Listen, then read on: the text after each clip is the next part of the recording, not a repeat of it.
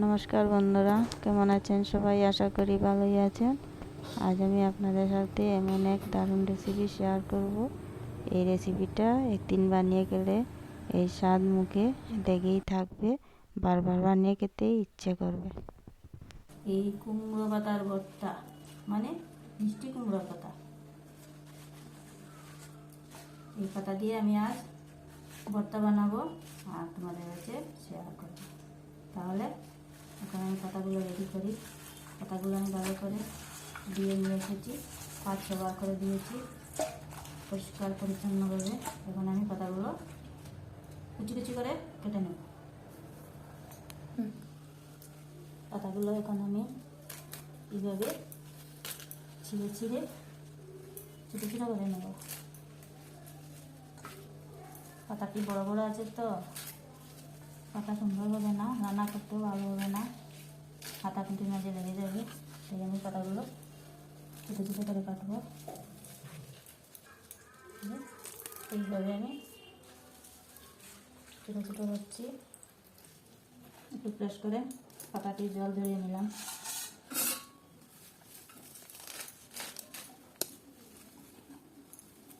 এখন আমি আমার হাত মেশিনটা লাগাবো। হাত মেশিনের সাহায্যে শাকগুলো আমি কুচি কুচি কুচি কুচি করে কাটবো। বন্ধুরা, আমার মেশিন লাগে না, হাতই আমার মেশিন। দেখে না কি সুন্দর হয়েছে।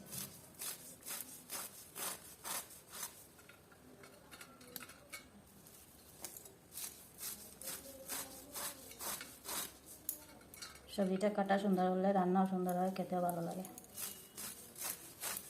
দেখতেও ভালো লাগে।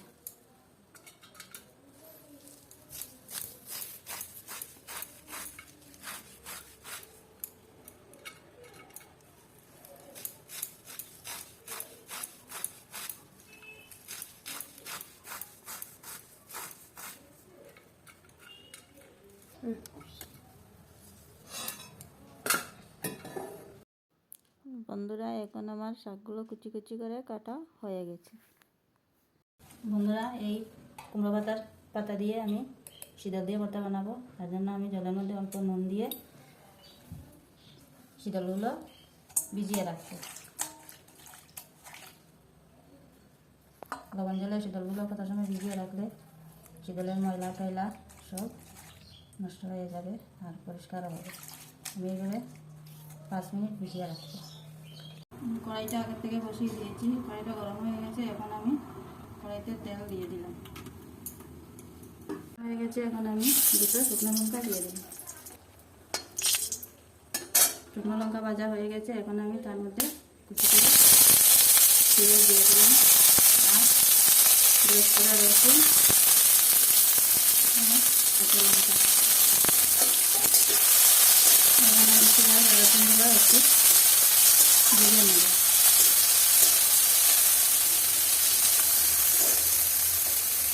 পেঁয়াজ রসুনটা অল্প ভাজা ভাজা হয়ে গেছে। এখন আমি এই কুমড়ো পাতার শাকগুলো দিয়ে দেবো। পেঁয়াজ রসুন বেশি ভাজবে না।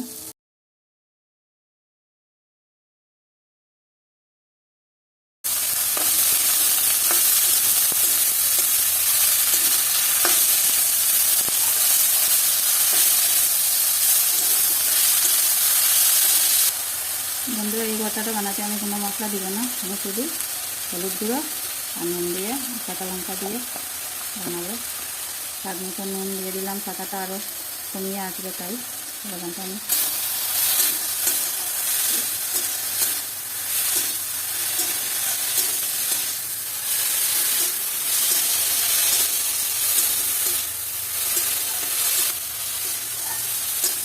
পাতাটা আমার নরম হয়ে আসছে। এখন আমি তার মধ্যে দিয়ে দিব শীতল, ভালো করে দিয়ে নিয়ে এসেছি, শীতল দিয়ে দিব।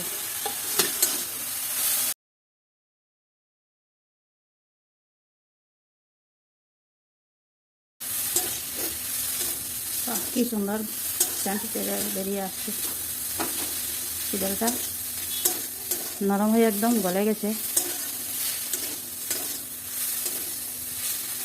আমি শীতলটা কাটা সহ দিয়ে দিলাম। তোমরা চাইলে শীতলটা সিদ্ধ করে কাটা ছাড়িয়েও দিতে পারো। ভিডিওটা অনেক লম্বা হয়ে যাবে, তাই আমি কাটা সহ শীতলটা দিয়ে দিলাম। এখন আমি কিছুক্ষণ টাকা দিয়ে রাখবো।